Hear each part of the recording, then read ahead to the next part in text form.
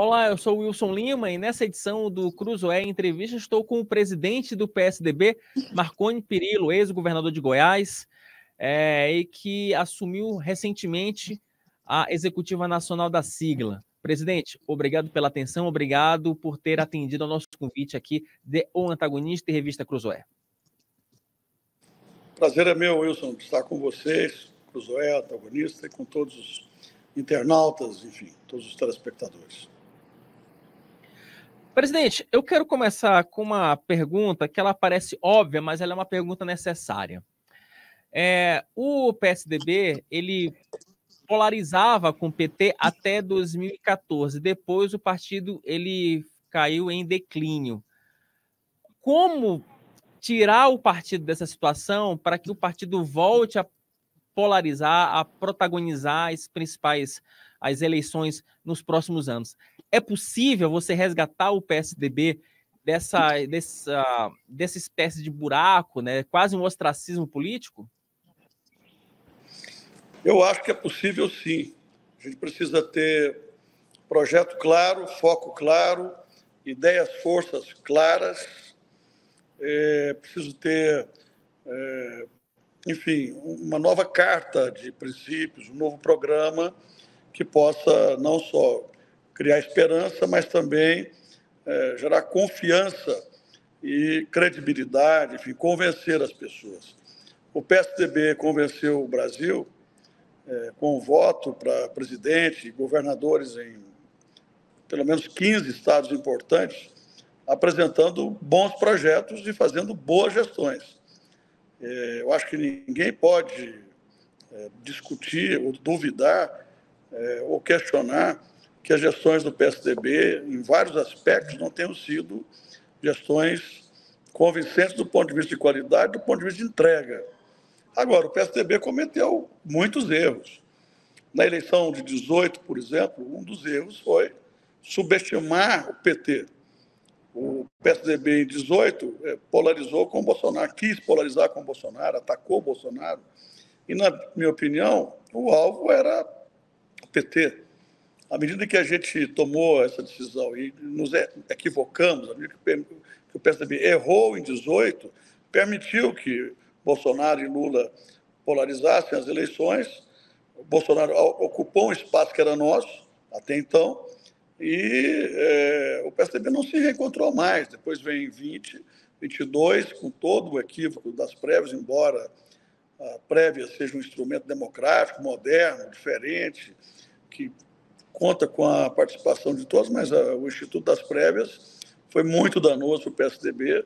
Nós nos dividimos praticamente ao meio. O João Dória, que foi o candidato escolhido pelas prévias, depois alegando que faltou apoio, desistiu. E ele argumenta, e agora deu uma entrevista recentemente dizendo isso.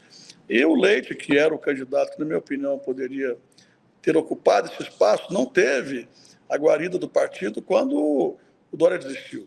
Eu defendi fervorosamente que o Leite viesse como candidato. Ele tinha sido desincompatibilizado, estava, portanto, apto a ser candidato, e acho que foi um equívoco que o PSDB cometeu em não ter candidato pela primeira vez na história do Brasil, desde a redemocratização e desde a primeira eleição presidencial em 89. Agora, presidente, falando sobre o Eduardo Leite, tem duas questões aqui que eu acho que a partir dessa sua resposta que são importantes. Para 2026, o Eduardo Leite seria um quadro? O senhor defende que o Eduardo Leite seja candidato pelo PSDB à presidência da República em 26? Lógico, ainda faltam vários anos, mas o cenário hoje seria do PSDB lançar o Leite como candidato para 26? Na verdade, Wilson, não falta muito tempo, não. Eu acho que em menos de 2 anos a gente já terá no Brasil um cenário bastante definido em relação a 2026. É muito rápido esse processo político. O Leite tem 2 anos a mais para consolidar o governo dele, como um governo de entregas, um governo corajoso que enfrentou reformas, que enfrentou dificuldades estruturais como o déficit previdenciário, o déficit financeiro, e em que pese isso tudo, o Leite, o Eduardo Leite, reuniu algumas credenciais, algumas características fundamentais para se ter o passaporte para uma pré-candidatura ou para uma candidatura presidencial. Ele é jovem ainda, moderno, faz um governo eficiente, um governo austero. Ele, Eduardo Leite, é um governador austero, é um governador moderno, um governador que procurou se cercar de bons e competentes auxiliares, e é um governador também atento às questões do povo do Rio Grande do Sul. Todo o Brasil acompanhou agora as tragédias da enchente no Rio Grande e também do furacão. O Leite não saiu das cidades, ele não desgrudou do problema, ele estava lá, apesar da falta de dinheiro, das dificuldades financeiras e fiscais, ele estava lá dando assistência, dando apoio e, ao mesmo tempo, também sinalizando com recursos para ajudar as famílias mais atingidas a superar o desafio. Então, assim, é um governador presente, é um governador que está respondendo às demandas do Rio Grande, e a maior prova disso é que, depois de muitos anos com reeleição, foi o primeiro governador a ser reeleito, mesmo tendo saído 9 meses antes, mas foi o primeiro governador reeleito de um estado muito politizado e muito polarizado, como é o caso do Rio Grande. Porque o Rio Grande do Sul, de fato, sempre teve essa dicotomia entre petistas e não petistas, né? Então lá é muito... Esse é um cenário bem consistente lá no Rio Grande do Sul. Agora, o senhor falou também sobre o João Dória, falou sobre as prévias do ano de 2022. Há ainda alguma mágoa em relação ao João Dória? Quer dizer, o partido ainda sente que, nossa, o Dória, ele fez e quase que o Dória afundou o partido. Há esse sentimento ou águas passadas? Vamos olhar para frente. Eu acho que a gente tem que olhar para frente. Eu acho que o instrumento das prévias, que poderia ter sido uma demonstração de força do PSDB, que poderia ter sido um show de democracia interna, de democracia partidária, um exemplo, aliás, para os outros partidos e para os outros países, acabou dividindo para valer o partido. E se alguma coisa de ruim ficou, foi isso. Muitas críticas em relação à forma como as prévias se deram, etc. Então, mas não adianta ficar chorando o passado. Isso tudo foi muito ruim para a imagem do partido, para o próprio partido, para as candidaturas que entraram no processo eleitoral no ano passado, como foi o caso da minha, mas eu não tenho dúvida que é hora de olhar para frente. Corrigir os erros do passado, foram muitos, e a maior prova disso é que, em função dos erros de 18 e os erros de 22, nós reduzimos a nossa bancada, que já foi muito forte, a 14 deputados, com a federação 19 deputados, a bancada de senadores a 2 senadores.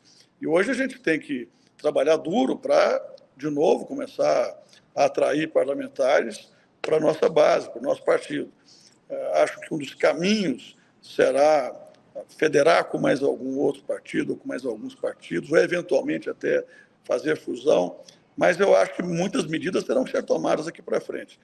Eu fui senador junto com 13, com outros 12 senadores, nós éramos 13, era uma bancada muito atuante, à época, na oposição ao governo Lula, ao segundo governo Lula. E nós fizemos um trabalho de fôlego, nós fomos decisivos na votação da CPMF e em muitas outras matérias que foram importantes para o país. Agora, presidente, o senhor falou agora há pouco, né, que que uma possibilidade seria uma eventual fusão ou mesmo você federar o PSDB com outros partidos. Eu queria lhe perguntar de forma muito objetiva, essas alternativas estão sendo tratadas pela cúpula do PSDB? Segundo ponto, quais são os partidos aí que já, em que, se de fato tivermos um processo de fusão ou mesmo de federação, já há alguma conversa? Falou-se muito do Cidadania no passado, né? Ainda há essa conversa com Cidadania, tem outros partidos aí nessa roda de conversas, não? Olha, o então presidente Bruno Araújo começou essas conversações há 2, 3 anos atrás. O presidente Eduardo Leite, na sua presidência durante este ano, também conversou com vários partidos. E eu agora, depois de assumir a presidência, já conversei com 6 presidentes de partido. Com Cidadania, a gente tem uma federação já homologada nas eleições do ano, consolidada nas eleições do ano passado. Essa federação continua. Tivemos recentemente uma conversa excelente com o presidente do Cidadania e já estabelecemos uma comissão composta de 2 membros do PSDB e 2 do Cidadania, para discutir e dirimir eventuais divergências em alguns estados. Eu já conversei, fiz uma visita, tive uma boa conversa com a presidente do Podemos, deputada Renata Abreu. Pretendo ter conversa com o presidente do MDB, deputado Baleia Rossi, e conversei com vários outros presidentes. Nós vamos procurar convergências com partidos de centro, partidos que tenham características semelhantes às nossas, para que a gente possa ter uma federação ou um partido com uma boa musculatura. O senhor falou basicamente aqui de dois partidos importantes, Podemos e MDB, né? MDB do Baleia Rossi e o Podemos da Renata Abreu. Podemos que é um partido que nasceu independente, um partido que cresce a cada ano, inclusive tem uma bancada robusta no Senado, mas não tem uma bancada tão robusta assim na Câmara. O MDB já é o contrário, tem uma bancada robusta ali na Câmara e no Senado tem uma bancada ali intermediária. Mas há chances concretas de o PSDB se federar com o MDB e com o Podemos? Há pelo menos algum protocolo de intenção nesse sentido? Ou, por enquanto, ainda é sonho? Eu acho que, por enquanto, um pouco, em relação ao MDB, no campo da idealização, no campo das discussões, das escaramuças, e no caso do Podemos já bastante avançado, inclusive critérios e tal. Isso tudo vai depender muito do desejo das bancadas do Senado e Câmara e também nos palanques regionais. Eu, como presidente da executiva, vou ouvir todo mundo o tempo todo, vou conversar com todo mundo. Agora, passos terão que ser dados, e nós daremos esses passos concretos, no sentido de dar conforto às nossas bancadas e aos nossos palanques regionais. E eu não vejo problema nenhum em avançar nessas discussões. Acho que elas serão muito necessárias, tanto para nós quanto para os partidos com os quais nós estamos conversando. É bom lembrar, só para quem nos acompanha, que o Instituto da Federação, ele estreou nas últimas eleições, né? Então, para a gente explicar rapidamente, o presidente, por favor, me corrija se eu cometer algum equívoco, ela é uma espécie de consórcio partidário. Então, assim, os partidos não necessariamente se fundem.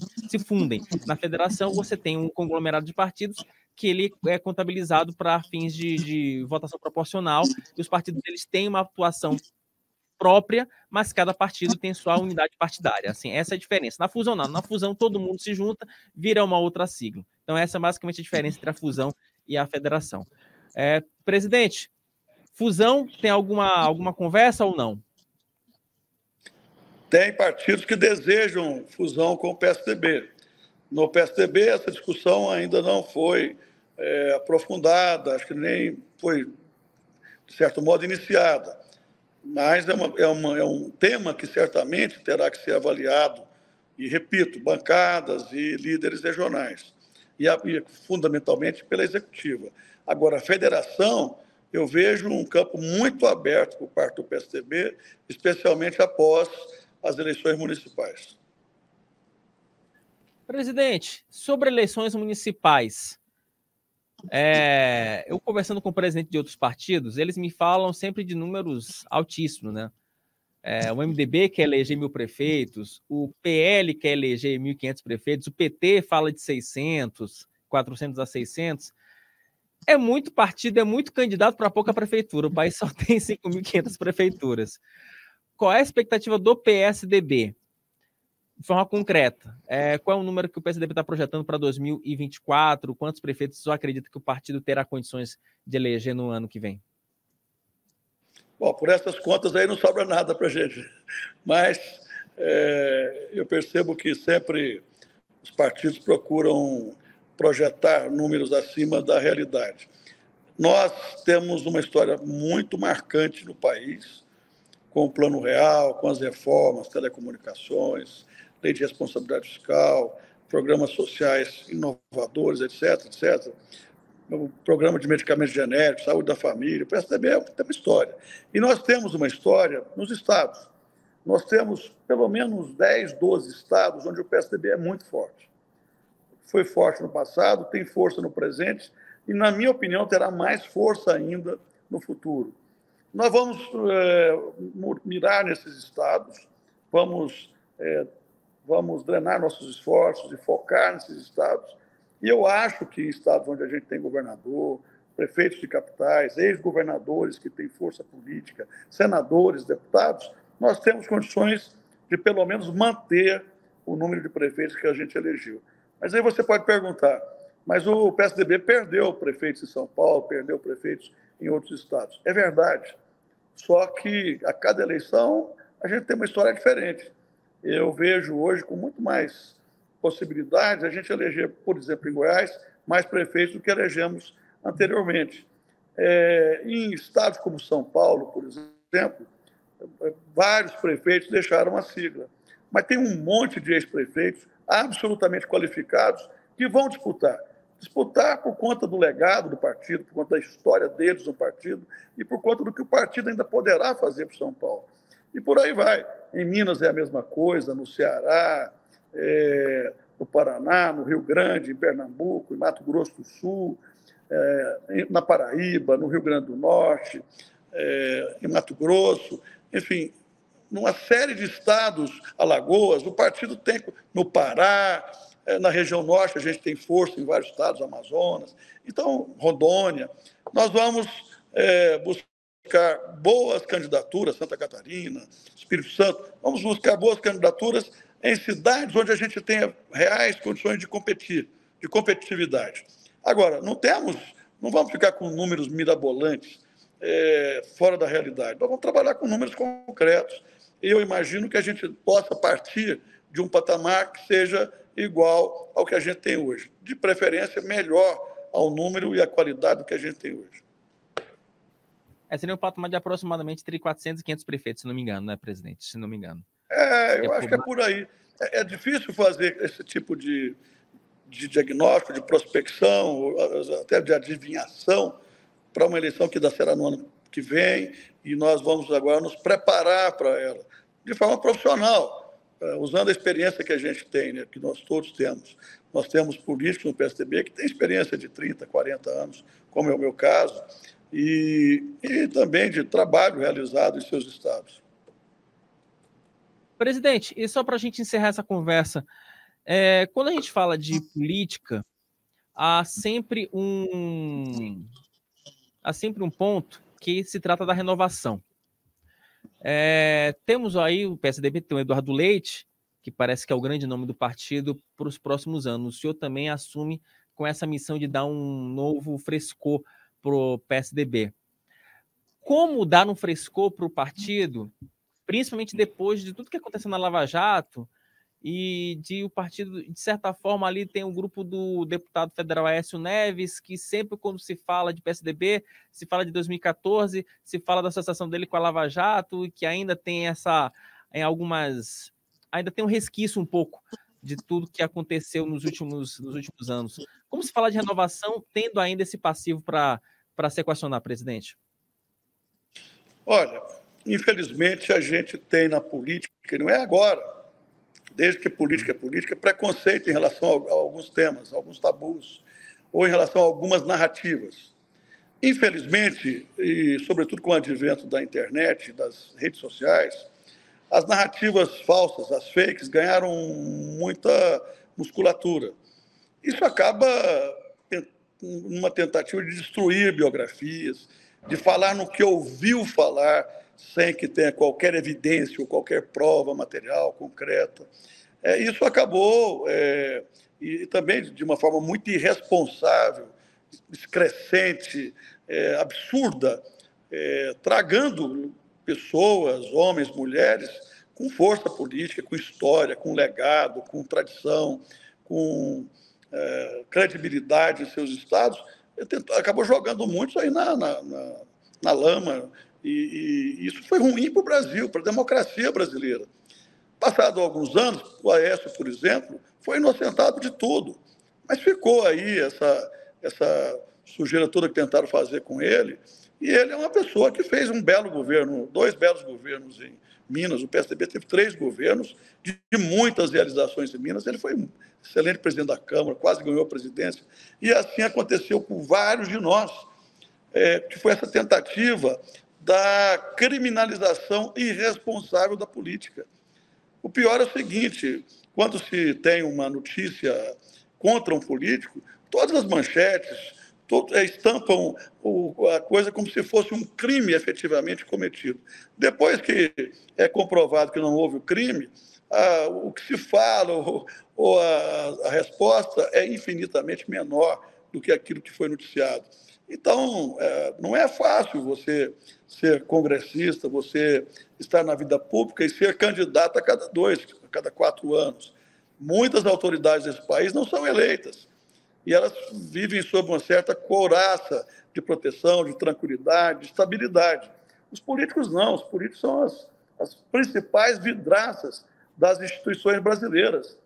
E o político, mesmo depois de absolvido de uma acusação infundada, mentirosa, leviana, cretina, em função de uma narrativa falsa, ele tem que ficar provando o tempo inteiro que ele é correto, honesto, que ele é probo, que ele não fez nada de errado. Então, assim, não é fácil você estar na vida pública vivendo uma situação como essa. Isso acaba dando lugar a que político que não tem nenhuma responsabilidade com a vida pública, com o eleitorado, com o cidadão brasileiro, com a diminuição das desigualdades regionais, sociais, permaneçam na política vivendo do toma lá da cá, ou seja, quanto mais ele tem os políticos que têm nitidez ideológica, que têm nitidez em relação às suas posições, vão ficando de lado.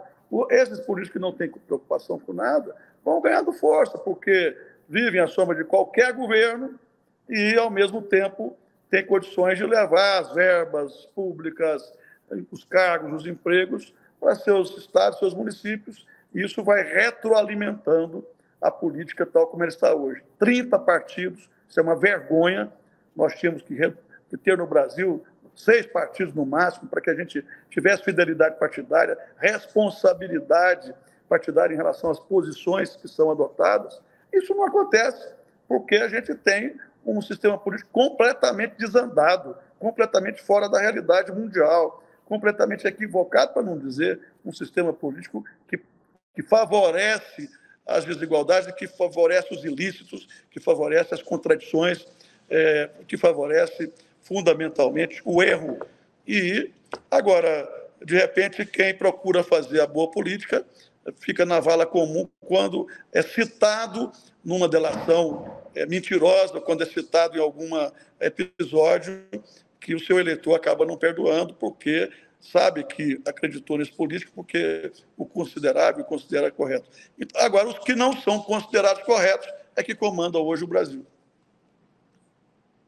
Em falta de correção, presidente, aí eu vou, para encerrar de fato, o PSDB sempre foi, eu vou terminar pelo começo.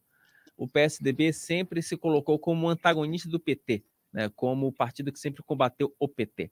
Hoje o PT está de volta ao poder, depois de 6 anos afastado. Eu estou somando aqui os 4 anos do governo Bolsonaro, mais os 2 anos do governo Michel Temer.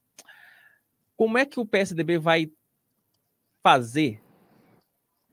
Qual vai ser a postura do PSDB em relação ao governo Lula? Como é que vai ser esse embate, esse enfrentamento? E eu vou além. Como fazer esse enfrentamento sabendo que no outro polo, mesmo no polo da direita, há ali uma base parlamentar que ela é uma base parlamentar estridente, que tem repercussão nas redes sociais e que consegue fazer muito barulho e, como o senhor falou agora há pouco, que com o tempo acabou ocupando espaço que em um passado não muito distante era do PSDB. Qual é a fórmula? Tem fórmula? Você acabou fazendo esse diagnóstico e dando essa fórmula na sua própria introdução. O fato é que o partido que fez oposição ao PT e vice-versa nos últimos 30 anos foi o PSDB, com uma diferença. Entra governo, sai governo, o PSDB nunca esteve dentro de governo, salvo o Michel Temer, que a gente participou durante um tempo, e eu acho que teria que participar mesmo, acho que valeu a pena ter participado, mas o PSDB sempre ficou na oposição e muitas vezes não foi compreendido por isso, ao contrário, mas sempre votou a favor de matérias, a favor da reforma, sempre votou a favor de reformas estruturantes de defesa do Estado, da gestão, da redução de gastos, de políticas sociais. O PSDB nunca foi contra o Brasil. Se você pegar o histórico das votações votações do PT, você verá que o PT foi contra a Constituinte, foi contra o Plano Real, foi contra a Lei de Responsabilidade Fiscal, foi contra o Fundef, foi contra uma série de políticas públicas que hoje são fundamentais e que estão incorporadas à cultura brasileira, à cultura política brasileira. Nós não, nós nunca fizemos isso. Talvez paguemos um preço alto hoje por termos posições responsáveis, posições consequentes. Mas eu estou convencido de que o PSDB pode e deve voltar a ser protagonista na política brasileira. Temos, como já disse, excelentes quadros. Você citou o Eduardo, nós temos a governadora Raquel Lira, o governador Riedel, 3 jovens, talentosos e competentes governadores na atualidade. Temos vários ex-governadores que já serviram ao país no passado. E temos o Fernando Henrique, que é o nosso grande referencial, nosso grande farol na política e no partido. Acho que a gente pode, desde que a gente tenha um posicionamento. Quando a gente fala que o PSDB é oposição nítida, isso não significa ser oposição ao Brasil e nem ser oposição oportunística. Nós somos oposição porque fomos levados à oposição à medida em que perdemos as eleições presidenciais. Mas isso não significa que a gente tenha que ser oposição ao país. Eu acho, por exemplo, que os governadores do partido precisam se preocupar com a governabilidade de seus estados, precisam fazer todas as parcerias com o governo federal, com os governos municipais, têm todo o direito de se relacionarem e de estabelecerem todas as convergências e sinergias com o poder central e também com os municípios. Agora, tem posições que o PSDB pontualmente vai se colocar de maneira antagônica, de maneira diferente. Recentemente, eu assinei uma nota pelo partido, escrevi uma nota e divulguei, condenando o governo brasileiro por não ter adotado até aqui, uma postura mais rigorosa, mais forte, em relação a essa possibilidade de intervenção da Venezuela na soberania da Guiana. A Venezuela é dirigida por um ditador, todos nós sabemos disso. Então, nesses pontos, eu assinei uma outra nota também, falando do custo Brasil, que hoje esgarça a indústria brasileira, que empobrece a indústria brasileira, o comércio brasileiro. Isso vai minando o emprego, vai corroendo o emprego. Também já me manifestei em relação ao gasto público. Não dá para a gente concordar com o governo, que tem 40 ministérios. Isso acontece para acomodar uma base no Congresso Nacional e interesses também políticos, e um gasto público que não para de crescer. A gente vê aí o esforço do Banco Central, o esforço do próprio ministro da Fazenda, mas a gente não percebe uma vontade política no sentido de conter o gasto público. Eu já brinquei em outras entrevistas e costumo brincar, lembrando de ter ouvido isso da boca desse brasileiro, um grande brasileiro chamado Jorge Gerdau, que gasto público é como cortar unha, tem que cortar diariamente, porque senão cresce e acaba nos levando e poderá nos levar a uma situação como, infelizmente, acontece com o nosso vizinho país, a Argentina. Inflação altíssima, estratosférica, juros altíssimos. Nós não queremos para o Brasil. Então, o PSDB fará esse contraponto vigilante, colocando, pontuando, sem entrar em questões pessoais. Nós não vamos ficar entrando em questões pessoais, mas no debate político mesmo, no sentido de engrandecer o país. Todo o governo deveria agradecer aos partidos que fazem oposição de verdade, oposição séria, construtiva, verdadeira, que busque acrescentar ao país e ao povo. Tá certo. Ex-presidente do PSDB, novo presidente do PSDB, ex-governador Marconi Perillo. A propósito, eu ia encerrar, mas me bateu uma curiosidade aqui. O senhor, como bom goiano hoje, né? O Caiado hoje é o governador de Goiás, e o União já está falando aí que o Caiado pode ser um possível candidato à presidência da República. O Caiado pode atrapalhar os planos do PSDB em 26 ou por enquanto não? Não, eu espero que não. Até porque ele procura passar uma imagem ao Brasil que não condiz à realidade. Quem mora aqui em Goiás sabe o que eu estou dizendo.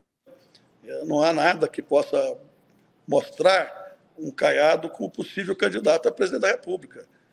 Ele, até agora, mudou nomes dos programas nossos, das obras nossas, se apropria de coisas que nós fizemos, e não há nada, em canto algum, que possa ter sido, que possa ficar como legado, infelizmente. A não ser uma obra que ele está querendo fazer em Goiás, em Goiânia, sem licitação, sem obedecer à Constituição Federal.